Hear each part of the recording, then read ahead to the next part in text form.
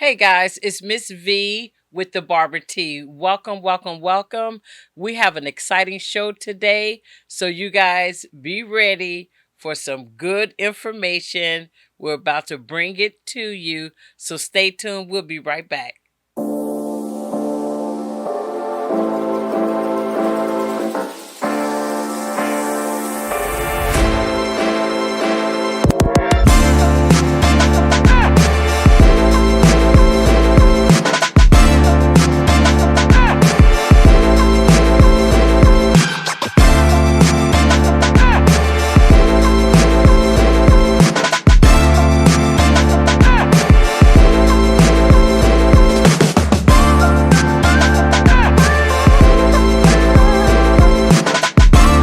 Hey guys, welcome back to Miss V with the Barber T. You guys, you are in for a treat today. We have an amazing barber, content creator, influencer with us today. I had the pleasure of actually meeting this young man actually through his Instagram, but formally meeting him when he was a presenter at the Barber Choice Awards. But I'm gonna let this young man give up all of his credentials. He's amazed me, but I want to see if he amazed you guys. But let's bring on Cole Cuts Brand, also known as Roderick Cole. Did I get it right? Yep. All Yep. right, all right. Yep. You know what? Tell them who you are. Um, I'm Cole Barber, barber from Houston, Texas.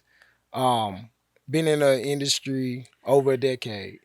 I'm pretty much known for my unapologetic content online. I've been nominated for a lot of for the OG Barber Award in 2023, which kind of gave me a lot of exposure as well. I mentor barbers. I just use personal development for professional development inside of the barber industry to help barbers grow. Because I believe that's the way that you build clientele and a profitable barber career from behind the chair. So you have been in the barber game only 10 years? Going around 12. Really? Uh-huh. So I would have thought that you maybe have been in it just a little bit longer, just for because of the nuggets that you put out Uh-huh. there. You're always giving some gems, even though you're a little tough on them out there too. Yeah, But yeah. that's good. As I was telling you earlier, the way that I actually came across you is that you were nominated for the Barber Choice Awards, Hmm. and when I look at people who are getting a lot of nominations, I go on IG, see who you are, and came across you, and I was like, okay, this dude is doing some things. But I then sent you a message asking you to be one of the presenters at the Hmm. Barber Choice Awards. And I think even that next day, Hmm. you posted something about Trump or something on your page, and I went in. Yeah. My son called me. He's Mhm. like, Mom, the barbers are saying you went in on Cole's page regarding Trump. But I get what you're doing. So I think one of the things that I like and admire about you thus far Mhm. and in my process of getting to know you is that you you give a lot of good gems out there, Mhm. but you're also tough on them. Mhm. So when you were creating who you are Mhm. and what you wanted to bring to the industry, what was most important to you? It was most important to be authentic, to give people the person that I would have wanted to look up to. Because when I started my barber career, I didn't have anyone that I looked up to. At least no one that I wanted to look up to, and everybody was, they was just, doing whatever, and I decided, I say, you know what, when I bring any content online, when I bring any knowledge, any game or anything like that, I'm just gonna give them the person that I would have wanted to look up to. I had to first create that person myself, overcome the traumas, overcome the gluttony because I was overweight, like, and I had bad relationships in my life as well due to my choosing. I fixed all of those things through barbering, and I brought that to online to give to people. So I just wanted to be authentic and give them that person.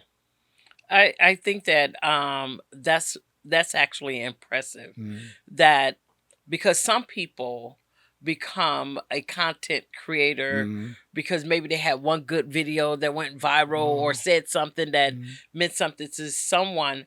But I like how you talk about your journey of mm, becoming. mm. So you went through a process of becoming who you wanted to see. Yes. And I think that's important, just not in terms of your career, but like you said, even in relationships. Mm, We have to be that person. You know how sometimes people will say, well, I like or I admire that person, mm, but you're not trying to work on being that person. mm.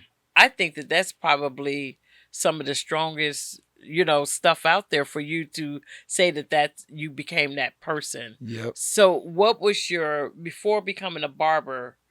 Talk to me a little bit about who you were prior to barbering and what even got you to the barber industry. So I grew up in Houston, Texas, in Fifth Ward. If you know about Houston, I'm pretty sure you'll know about Fifth Ward. One of the worst neighborhoods there. Dysfunctional family, bunch of trauma, all of that. Um, so coming up, uh, it was rough. Got in a lot of trouble since a juvenile. I done been to prison, all that. Got the criminal record. That was just me. Sold drugs, was a womanizer, all that. Due to the trauma. Never took care of a lot of things that I came up learning. Never took care of none of it. Um, got into a situation where that life started to go bad for me. Of course. Um, for about 2 years, I made no money. Mm-hmm. Just was just living off of my baby mama at the time, living off of just whack. Mm-hmm. And that didn't sit well with me because I was always a go getter. I mean, I got it the wrong way, but I was a go getter. So I said, you know what? I need to do something, but I don't want to work for nobody. I want to Mm-hmm. do something for myself.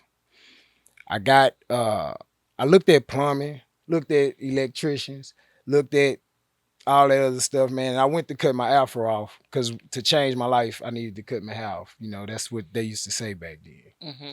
And the barber that cut my hair, he told me to try barber college. Oh, I really? tried out barber college. First barber college I went to, I'm not gonna lie, he made me not even like being not even like barber. I went up there. It's a well-known guy. I don't want to say no names, and he treated me like you know, just like scum because I still kind of looked like a thug. But I wanted to get my life together. He didn't know my heart. Mm-hmm. Turned me away. I went back to procrastinating after that. It was tough for me. I couldn't I couldn't function without thinking about, being judged. And so it took me a little while. I was sitting down, smoking weed again. The guy I smoked weed with he was like, look, man, he snapped out of it. He snapped out of being high. I don't know what it was. I don't know if that was God or what. He snapped out of being high and just was like, you need to go do what you're talking about, right? Like go do it. And I'm looking at him like we supposed to be high. We supposed to be talking, chilling. When you high, you talking about stuff you ain't gonna do. You procrastinate. So it ended up that was a serious moment for me because he never got that serious with me. Mm.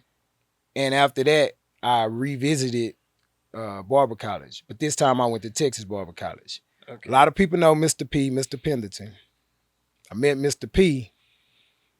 He sold barbering to me in a whole nother way. The way he sold it to me when I walked in at Barber College, he had a suit on with a tie, shook my hand like a man, looked me in the eye. He's very professional. He sold me this dream about barbering. And I went on and I said, you know what? I want to do this. That's that vision that I have for myself right now. That's why I operate like a professional. That's why I dress how I dress. That's why I present myself like I do. That's why I take it as serious as I do. A lot of people don't know this really was my last like chance to do something that was gonna benefit me, benefit my kids, and give me a source of income as well. It's not just cutting no hair; it's deeper than that Right. because this changed my life. Wow. You know. But right after I got out of graduated barber college, I was dealing with a case. I had to go to prison 6 months after I graduated. Wow. So I kicked off my career. I had 6 months before I went to prison. During this time was the most valuable time because I needed to pay a lawyer as soon as I graduated barber college. That little grace period that barbers get when you graduate barber college and you building, you Uh-huh. get to hang around, have no clients, all that. I didn't get that. I needed money because I had a lawyer to pay. So I had to come up with all type of ways to lock people in. Every client mattered a lot to me. Retaining clients mattered a little more than the average barber. I needed money now. And I was married at the time. So I needed money for my bills and I needed money to pay a lawyer. And I was new to barbering. I couldn't be slow. I could not make any money. I had to. And I did so much and I brought so much value in that one little pocket of time. When I went to prison, I learned a lot about barbering and I was the officer barber inside of prison as well. When they found out that I can cut, Hmm. I was cutting the warden, all the main people, captains, whatever, all Uh-huh. that.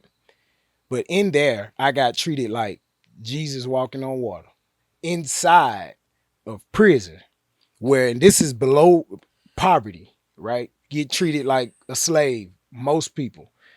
I didn't because of barbering. I was considered barber number one because I cut the wardens' hair, the assistant warden, the captains, and all that. So they treated me like a human being. You know why? When those people got inside of that chair, inside of that little barbershop, in that officer barbershop, I built a connection with them. It's hard to not build a connection with your barber when your barber know the strategies and the things to do to build a Hmm. connection with people. They humanized me because I was a barber. So when I got out, I got back to it. Built my career back up real fast. Real fast. And all of that value and that I learned, that's what I bring. That's what I preach and that's what I talk about. And along that journey, I changed my life. I was changing things about me, getting rid of the people that was in my life, fixing the relationships in my life, and getting myself in better shape. Those three areas is what I did along that journey to improve myself. And that's all I do to my clients. That's all I do when I mentor barbers. It's the exact same thing because those are the only three areas that matter. I don't care what industry you in.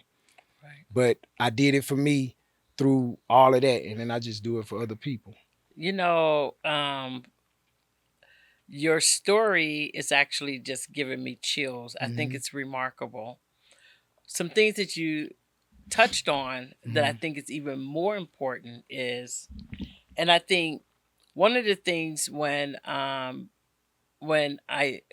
Dream brought to me about doing a podcast is that what is it that I wanted to do with the podcast? You know, we can Mm-hmm. come here and talk about clippers and talk about this, but I Mm-hmm. always wanted to elevate, motivate, and inspire barbers in the Mm-hmm. industry.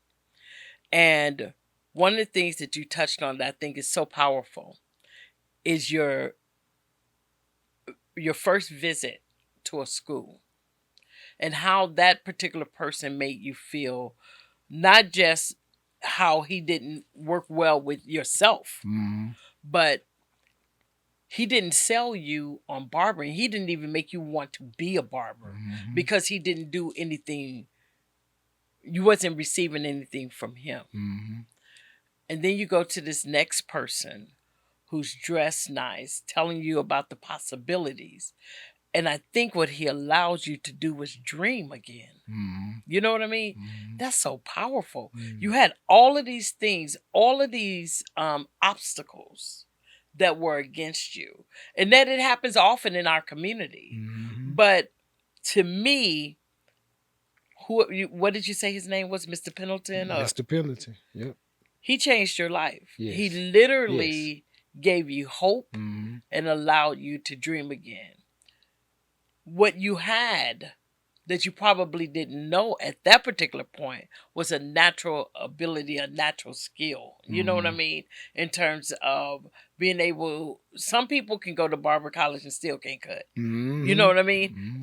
It Mm-hmm. just doesn't work for, You're right. for everyone. Mm-hmm. But you end up not only being a great barber that can execute, so that's your artistry, your talent, right? Mm-hmm. But the most powerful skill that you have is the essence of you and being able to communicate with people Yes. and being able to communicate with people on various levels. Mm-hmm. I can almost be certain that even in your process of going to prison and being incarcerated, that I'm up here with the warden.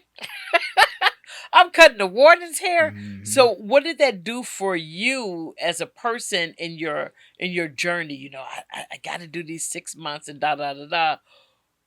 What is it, and where did the dreaming really start for you? Where did you say, you know what, I can do this. I can really change my life? Because oftentimes we talk about, like you said, you get high, you talk about shit that you really ain't gonna do. Mm-hmm. Mm-hmm. But something happened in that process. You did speak on your friend saying go and do it. Mm-hmm. But what made you dream? What made you, what was it? Um, really, I just I was tired of living how I was living, for one. Cause sometimes with me it wasn't just a dream. I was tired of living how I was living. Simple as that. I was a piece of shit. Just call it what it is. It's a lot of dudes that's in that situation. But I was honest with myself. I was just tired of being sick and tired. I'm a man. I got children. I got to be responsible. And really, the words that guy said to me, it hit me harder than what he thought, Mhm. because the conviction was already inside of me. It was already Wow. there. So it wasn't necessarily just me dreaming. It just really was me, like, I was already hard on myself. I like raw, uncut advice. I like raw, uncut criticism, constructive criticism. Same way I give it is Mhm. how I like it. And that's what that was. And the conviction in me, it just took over. And it wasn't gonna be no stopping until I go ahead and get it done. You know, I grew up with, my parents are horrible. Okay, I'm not Right. disrespecting my parents, but my parents are, my mother's on drugs, my father is absent. I grew up like that. And I don't want to be nothing like them. Mhm. I felt myself going down that path. Mhm. I felt myself. And my dad is a great barber. He's not licensed, but everybody know. He's a Mhm. great barber. He could cut, but he do it as a side hustle when he broke or Mhm. whatever. So the opposite, I'm gonna create a whole career out of this. Wow. My mother neglected me as a child, never showed me any love. My father neglected me as well. So with my kids, I do the opposite. I wrote a book Mhm. called A Cycle Breaker, and that's what I am in my family. I'm Mhm. completely different from everybody else. Now, with that being said, breaking those cycles, the only way I was gonna get that done was if I started making some decisions that everybody else around me not making. Mhm. My partners, my parents, my brothers, my sisters. So hearing that statement from old buddy, that did it. I already knew it. Mhm. I knew it, but somebody had to say it that was on the same level I was on. Wow. Um, a few questions. Are you still Mm. friends with that person? Yeah, we cool. Oh, okay, We good, cool. good. Because sometimes in that, when you're going through that journey, some Mhm. people you have to leave behind. Oh, So I he could left have been him. one of those. Oh, I left him behind. Oh, We can't hang no more. We don't live the same life, right, but we cool. See, you don't have to. When you grow, you're gonna separate from people, right, but you don't gotta. There has it doesn't have to be any beef or nothing. right, I just right. outgrew you. We ain't on the same page. You know, we cordial, Okay, but good, good, yeah. good. Mhm. I think that I think your self awareness is very powerful. Mhm. Not a lot of people can really be present with themselves Mhm. and go on that journey of change. Mhm. It's sometimes people don't even want to recognize what's effed up in their family Mhm. or what's effed up in them Mhm. or take ownership. Take Mhm. ownership. And I think that that's the one of the biggest gifts is that if you can take ownership, Mhm. recognize who you are, Mhm. and then if you can dream and have that hope of possibilities, then you know that things have the potential to change for you. Mhm. I think that in our industry, in the barber industry, you do have a lot that come from different backgrounds, various backgrounds, and some people are fighting demons, some people are um they're in it because they are talented and this is my Mhm. thing and I love it. But there's a whole lot that are just like almost where you were. This is my final Mhm. process. Maybe I got to make this thing work. So I think that what you deliver to them in Mhm. terms of content Mhm. is very, very powerful. Mhm. And it may not touch everyone because everyone don't get it. Everyone's not going to get everything that you put out there. Mhm. But the fact that you give them some really good gems, I think Mhm. is really powerful. One of the things that I noticed, because you are very blunt, Mhm. oh, y'all out there that's just chasing tail, y'all ain't gonna do Mhm. nothing, y'all not gonna be, whatever. And those things are important. I think Mhm. that in our industry, because it's so different than even 10 years ago. This industry right now is easy. It's literally realistic to say I can make six figures being a barber. Easy. Easy. Easy. Yep. Not even Yep. it's not even no like when that Yeah. math ain't mathing, it's not even It's like that. not. If Yeah. you really just Mhm. focus, consistent, Mhm. and all those things, you can Mhm. really change your life and Mhm. change your family tree. Mhm. And I hope that barbers really start looking at that. I can go into a shop, I can tell who's a one percenter and who's not. There you go. Same. Yep. It's period. Yep. I Easy. know I know if you're gonna do something Yep. or not. Mhm. I know who's gonna be there 10 years from now, Mhm. probably with the same cape, the same You preaching. I done seen it. I I seen it. see it Mhm. all the Mhm. time. And I just believe that everyone has the same opportunity, Mhm. but it's only if you recognize it and you take that step. And they have the nerve to hate on the next barber. I've worked in shops, and when you that 1% barber, you're gonna get a lot of hate. Yeah. It's not them hating on you, it's them seeing what everything they could be, right, standing right next to them, cutting right next to them, and they know they not doing the things that they supposed to be doing. You highlight that every time you walk inside that barber shop, so the other barbers are gonna get jealous when they not doing what they supposed to do. Otherwise, they'll follow suit, they'll follow lead, and they'll ask some questions and be willing to humble themselves to learn from you, whether you're younger or older than them. Yeah. And this happens all the time, and I see that a lot of barbers, they are dealing with personal battles. Hmm. The flexibility of barbering is the reason why a lot of barbers are still doing whatever the hell they want to do, because it's so flexible. Yeah. You can dress how you want to dress. You can come in whenever you want. I mean, it's free. You can do whatever you want, especially when you're in a booth or in a shop. You can do what you want. And they do that. They take advantage of that. And Hmm. there's nobody saying, hey, you need to get your stuff together. Hey, stop doing this, stop doing that. Start doing this. Right. Implement this. Even some of these shop owners, they just want you pay the booth rent, you can work here. No screening process, none of that. And I think that that's a disservice to the industry. I Yes. wish that more shop owners would step up, Mm-hmm. because I don't think that I was talking to a young lady. She's a shop owner and she owns a school. Mm-hmm. And and she's young though. And I just explained to her, I said, "Sweetie, you are a leader now. Mm-hmm. You can't be their friend. Mm-hmm. You have to lead them." I Mm-hmm. said, "Because when you're a shop owner, people's livelihoods are dependent upon you. Mm-hmm. They're dependent upon, hey, I gave you booth rent. Are you going to pay the overall rent? Mm-hmm. Is the electricity going to be on? Mm-hmm. It are you know, is the water going to run?" It's a lot to being, to me, a shop owner. One of the things that I came across the other day, and I just was wondering, how do how can I help be a change in the industry? I was thinking to myself, because I have three young men. I think they just like 21. Mm-hmm.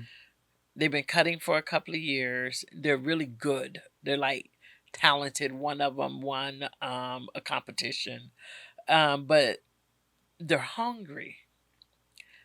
And in their journey of being hungry, what I think is so, when I had a really good talk with them last week, is disappointing. They don't feel like they have anywhere they can go to grow, to learn, Wow. to not just learn cutting, Mm-hmm. because some of them feel like they can, Yeah. you know what I mean? It's the easy part. But they want to grow in terms of business. Mm-hmm. They want to grow in terms of content, creators, and that sort of thing.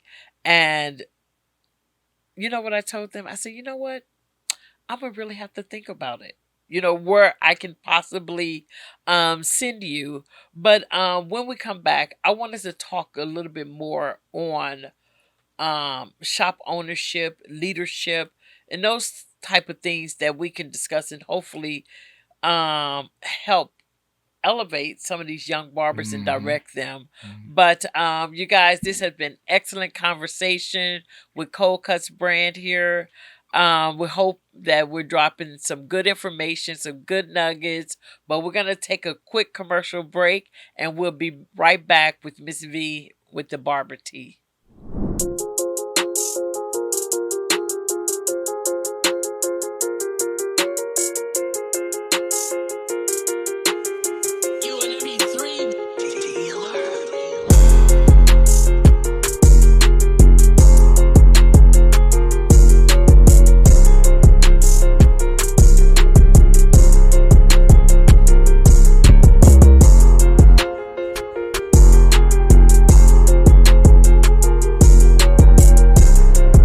Hey guys, welcome back to Miss V with the Barber Tea. Yes, we really vibing here, you guys. So we're gonna get back to conversating here with I like calling him Roderick for some reason. Is that fine? That's fine. That's fine. But we were talking about leadership in terms of barbershop owners.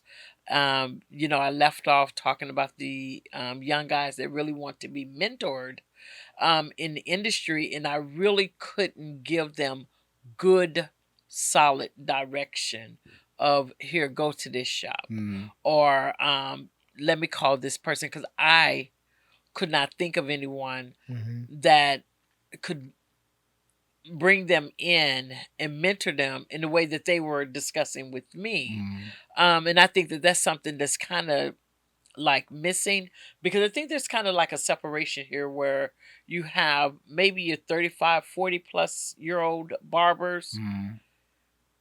They didn't pick up on social media. They really don't care about Mm-hmm. any of that. Um, but yet they may be shop owners or managers at shops, and they don't know how to navigate that for young Mm-hmm. people. What I notice is what you said. People, as long as you pay the booth rent, that's all they care about. Mm-hmm.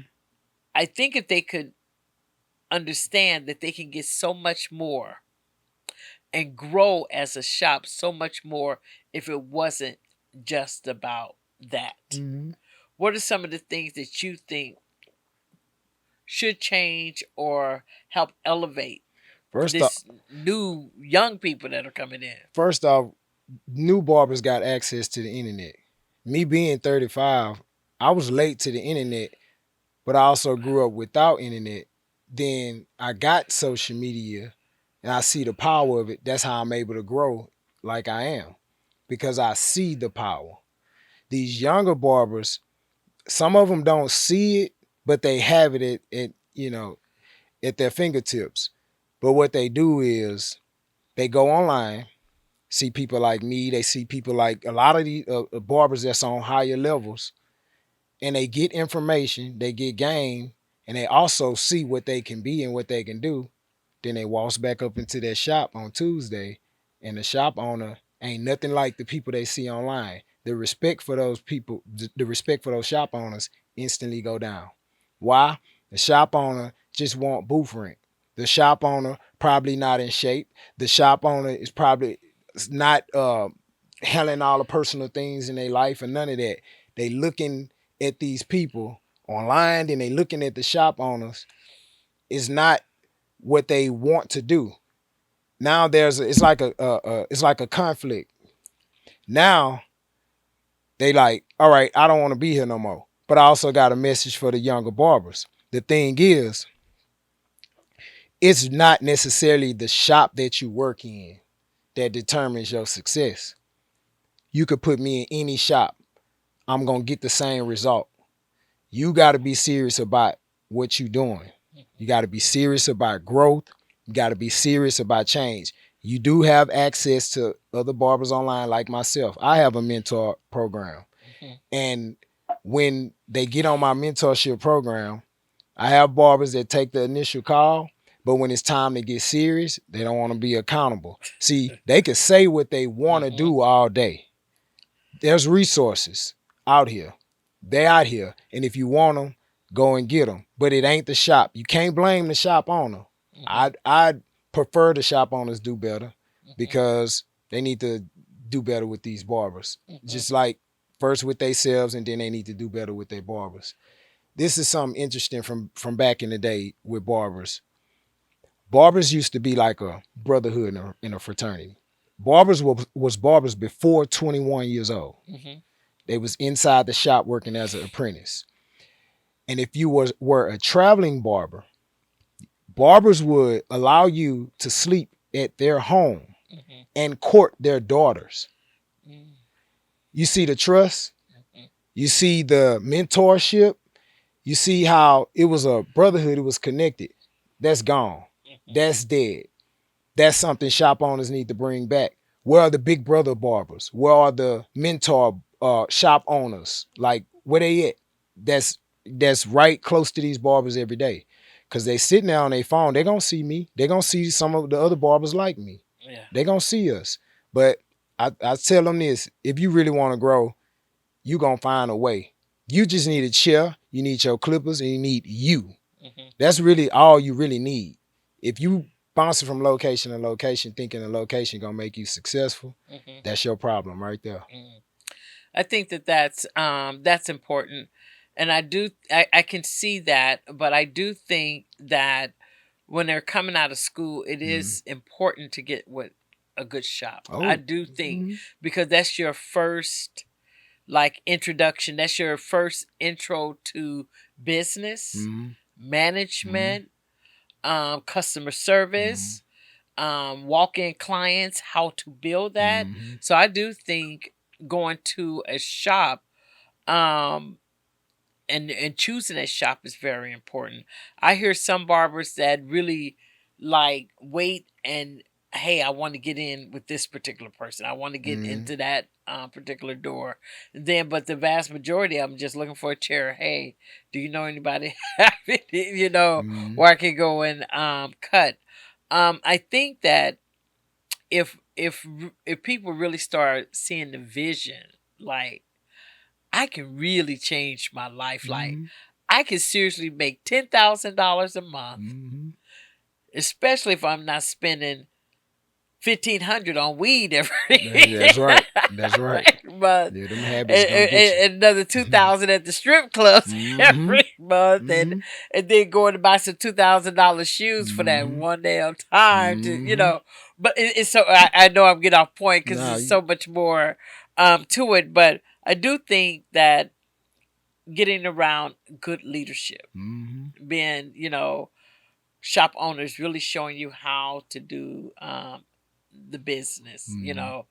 We had Game Changer in here with Sip the Surgeon. I'm not sure if you're familiar Mm-hmm. with. Well, you met both of them at Mm-hmm. the BCA, but one of the things that I think that Sip has a great reputation of is being a mentor and being that shop that people want to go to. Mm-hmm. And I think that for Game Changer, one of the things that he spoke about was the fact that Sip let him cut everyone that he didn't cut, and he was at that front door and he was there morning to night. He said you could not out hustle him. And I Mm-hmm. wish that some of these that are coming up now, instead of saying I'm coming out of school and I want to charge $65 for a haircut, build it.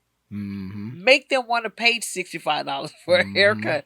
Don't just come out and say, that this is what I want to charge because this is what I think the Mm-hmm. industry, this is what I see the Instagram people charging. Decide who you are. Mm-hmm. What's going to be your skill set? What are your customer service going to look like? I Mm-hmm. tell barbers often, I said, always remember you never know why that person didn't come back if you gave them a good haircut, right? You don't Mm-hmm. know why they didn't come back. Mm-hmm. I said, so that's why you always put the odds in your favor. Mm-hmm. Look good, present yourself well, don't smell like weed. You know what I mean? Make sure your station is clean. Mm-hmm. Like some of these stations are nasty, like for Mm-hmm. real nasty, like dirty. I'm Mm-hmm. like, clean your capes. Mm-hmm. You're just throwing on this, because that person's not gonna like leave and they're gonna leave and say I'm never coming back, but you'll never know that reason for why they don't come back. Mm-hmm.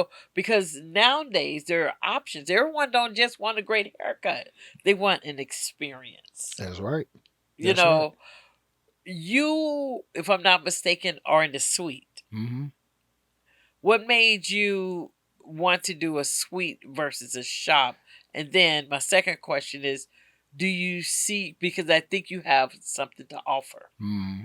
you know, and I guess I'm sitting here wishing that you'd be a shop owner. But anyway, what made you want to do a suite versus a shop? I know you was in a shop before, Yeah, I was. but So, what was that so journey? I was in the last shop for about 6.5 years. When I was leaving it, I decided I was gonna go into a suite. A suite was my goal. Um, but before I went to the suite, I saved up around like 30,000. I said, man, I'm about to go see what a shop do. First thing I did was to go. I went around to these commercial real estate properties, the nice ones, the new ones, the clean ones, the updated ones in nice areas. 30,000 was not enough. At all. Uh, but if I wanted to open doors in the hood for some little $900, $1,200 a month lease, that was easy. Right. But that didn't serve my vision. Then I started to understand this is what a lot of shop owners do. If you go inside, I know in Houston, it's a barbershop on every corner in the hood, literally like every 2 blocks.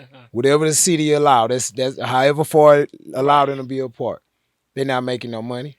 Yeah. They make real estate money like one property, four or 500 extra dollars a month. Right. That ain't no money. Right. If I'm gonna come in this shop and I'm gonna invest between $30,000 to $100,000 into the way it look and the systems and all that, and I'm just gonna make an extra $400-500 a month. How long is gonna be till I have to pay myself back? And if I do get a loan, how long that's gonna take? Yeah. That didn't make sense to me. The numbers the math wasn't mathing. Math. So then I said, you know what? The suite was my goal. I stick to my plan. I go into the suite. But I have a brand online. my ebooks make more money than some of these shops that shop owners make extra, you know. Right. And the reason I'm saying is because I wanted to make extra income. I created digital products. I make sure I stay within barbering. And then I said, you know what? I'm gonna build the brand and make the brand more profitable. Okay. But the thing is, with the barbershop, if I would have got a shop in the hood, it limits a lot of growth, the growth at that time. Now, this stage in my life, I'm like, it makes sense to get a shop. Things are way better. Uh-huh. And I'm like, it makes sense because I can actually be right next to these barbers and mentoring them. But whatever I do is gonna be different. I got some things in place and things written down, but Yeah. it's gonna be completely different than your traditional barbershop because I want to help people grow. Right. The way my programs and my systems are already implemented inside of a barbershop, that'll be perfect. So I'm entertaining the thought now. That's Hmm. good. That's good. I just believe and what I'm feeling is that you just have so much more to offer the industry. Hmm. What when you look at yourself and where you want to go as a brand, what are some of your goals? I mean, do you see yourself 30 years from now still cutting, or do you see yourself I'm gonna build this brand? What are some of those things? There's three stages in my mind how it goes. You get paid for what you do, you get paid for what you know, you get paid for who you are. And I'm gonna do all those stages through barbering. I already been getting paid for um, what I do. Hmm. I've been getting six figures from this, and to a point to where that's kind of capped out.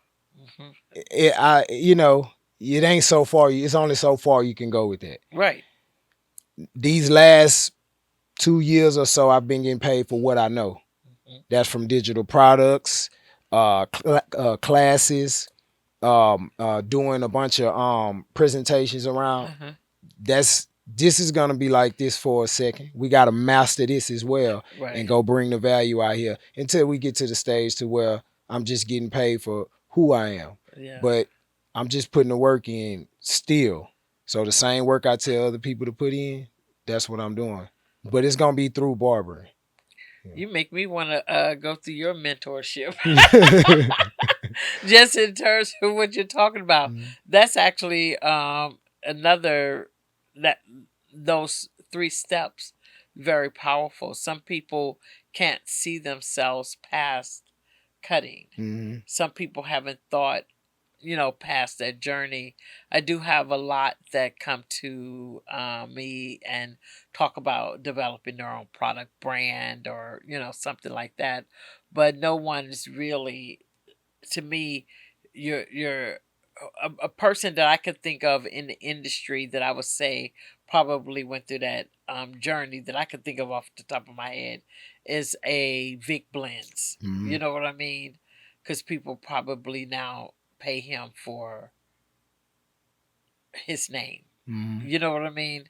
So I think that that's really powerful.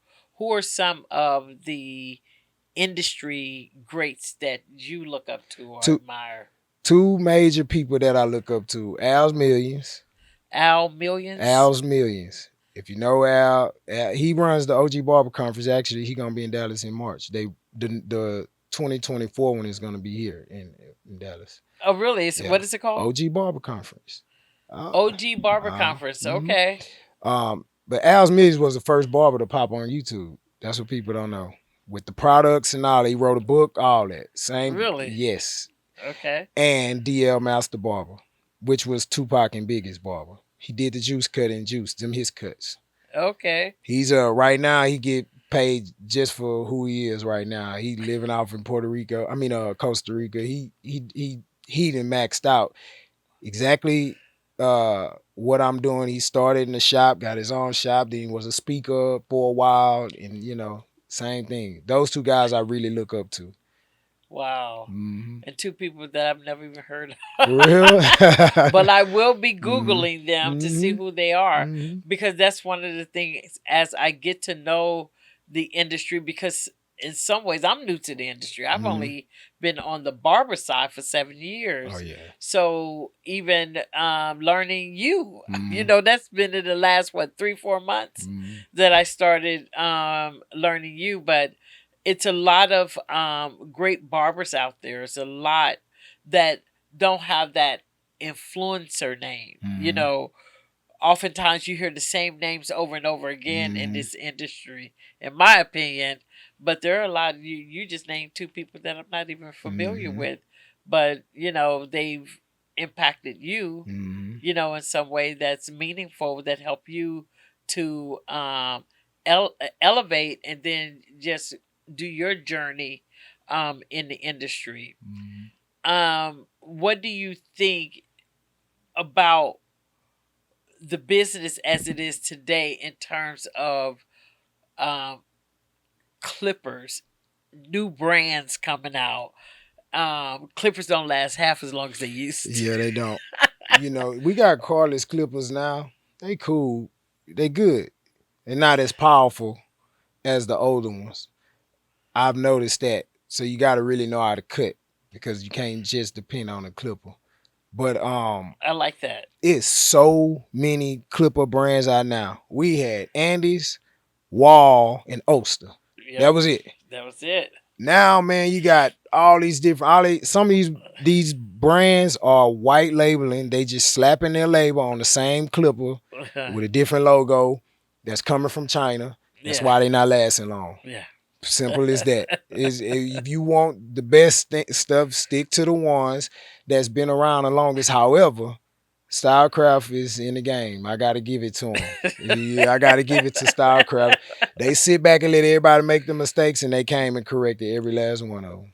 So, We sell that brand mm-hmm. very well, Mm-hmm. and I've watched definitely their growth and Mm-hmm. Babyless growth. Babyless Mm-hmm. still probably has the number one edger, Mm-hmm. but I often tell barbers, because they ask me, "Well, how long should a clipper last?" Mm-hmm. I said, if you bought a clipper for $100, $200, and you made 200,000 that year, it's okay to buy another one next year. Exactly. I mean, it's not supposed to Yep. last you It's not. forever. It's not. Gone are the Mm-hmm. days that you Yes. get to take these clippers to a damn repair shop Mm-hmm. or Yeah, get a that's over. blade sharpened. Uh-huh. Those days are, this new stuff. You can't do that. I got a drawer full of electric clippers just like every year, sometimes 9 months or whatever. But and clippers not cheap these days. But however, if you're a barber that's active and you making $200 for a pair of clippers, man, you gonna make that back this week. Exactly. And if you got your budget, man, you gonna that's nothing. Get that done. You need it. Get it done, and then get your job done really fast. Get that done. It's Right. nothing. Mm-hmm. I think sometimes they don't see, as, because to me that would be like business 101. Mm-hmm. Your investment in Mm-hmm. yourself, your investment in your products to complete your service, Mm-hmm. right? And you just do the math. Mm-hmm. How long have I had these? Was I able to make some money? Da da da. If it worked for you, don't get caught up in, man, I've only had these a year. Get you another pair of clippers, get you another edger, get you product. Mm-hmm. Don't be this last minute cool care person, this Mm-hmm. last minute in the middle of your cut, I need a new blade type. I have some people that I've been servicing for 7 years or so, and I look in their drawers and it's almost like they have a supply in there. I think that's important. Like a backup. You Yeah. have to. You Yeah. don't know what Yep. happens. Yep. As many times as I've seen shops that they didn't pay the electricity bill, and you in there cutting with cell phone lights or the Oh wow. Yeah. flashlights, sunlight, and your cordless clippers. You know what I mean? Mm-hmm. It's okay to have that backup, to have Mm-hmm. more than one clipper, more than Mm-hmm. one edger or trimmer, and having product. I often like to just give those nuggets on barbers being able to value themselves and build their business. You're building a Mm-hmm. business, even though sometimes they look at it, well, I just rent a booth here, or I'm just in a suite. Mm-hmm. You're a business owner, Mm-hmm. period. Mm-hmm. There's no other way around it. You're responsible for either the it's like any business, you know, you got to pay for your building, you got to pay for your Mm-hmm. supply, you Mm-hmm. got to make sure everything keeps running. So I think that that's important in terms of um barbers learning the business Mm-hmm. of barbering. Mm-hmm. What do you feel about that? How do you? Um, I see a lot of barbers. They they they look at it like it's a hustle still. Yeah. So this is a problem because it's like you see it as a hustle, so you never look at it like business. I cut a few guys that work for the bank, investment bankers, Okay. right? They have to build a book of business. So as they move around, they take this book of business with them. They network and build this book of business. The bigger this book of business grows, the more income they have. They are very strategic about taking care of each person and building a connection with each person. I take that same model into business. This is something that I think barbers should implement more and just understand what you're building a book of business. You're increasing your income as well. And with that, you got to learn a lot of different strategies in order to retain those clients. That now you're talking about marketing, you're talking about strategy, corporate strategies Hmm. to attract and keep clientele. Man, you have to and you must learn business. Right. Some barbers can cut and they like, I can't get no clients. Well, what are you doing to get the clients? Who is the client? Where they live at? Where they work at? What type of income do they have, et cetera, et cetera. Yeah. But they don't pay attention to none of that. You just think you got a pair of clippers, you get behind the chair. Oh, just come to me. Just come because I can cut. We don't know who you are, Right. Right. you know. Man, I tell you what, it has been an absolute treasure talking to you today. I thank you so much for taking time out of your schedule to Mhm. join Miss V with the Barber T. You have a wealth of information. I love to see that you keep giving yourself to the industry. I Mhm. think the industry can learn a lot from you. Mhm. Love your energy, love your vibe. You just like this good person. You know, when I first sat down with you, I told you you're two different people because you really are like this nice guy, but you serve it to them out in the um um in terms of content. You give it to them real raw and what they Mhm. need, and Mhm. I think that that's powerful. But again, thank you so much for taking this time out with us.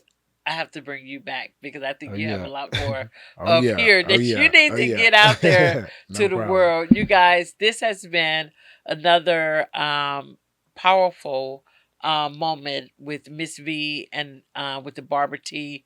We've had this wonderful guest with us today, Cold Cuts brand. This guy is powerful. Let them know again where they can, and look at that camera, let them know where they can find you and all that good stuff. You can find me on all social media platforms at Cold Cuts Brand, COLECUTZ brand. And that's every platform, YouTube, TikTok, Instagram, all of that. All right. You guys, you heard it. So y'all need to follow this man because he's powerful. We appreciate you joining us here today with Miss V with the Barber T. We're bringing more information back to you very soon. You guys make it a great day.